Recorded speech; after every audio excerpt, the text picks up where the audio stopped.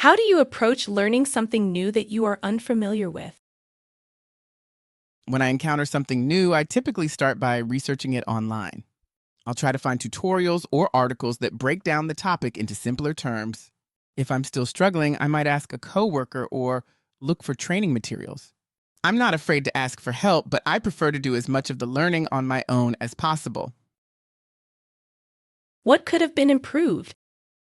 The candidate did not talk about using other ways to learn besides the internet, said they prefer learning alone, which might be a problem in a team, and did not ask for help until struggling, which could slow things down. Let's try that again. How do you approach learning something new that you are unfamiliar with? When I have to learn something new, I take different approaches depending on what it is, how quickly I need to learn it, and how important it is that I get it right. For example, when I had to learn a new haircutting technique, I started by watching tutorials online and practicing on mannequins. Once I felt confident, I asked a more experienced stylist to observe me and provide feedback. For more complex topics like understanding new chemical formulations, I seek out training courses or workshops.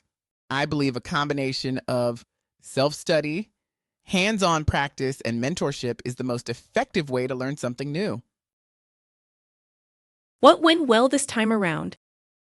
The candidate used different learning methods depending on the situation, gave clear examples of taking action to learn new skills, and balanced learning by using self-study, practice, and getting help from others.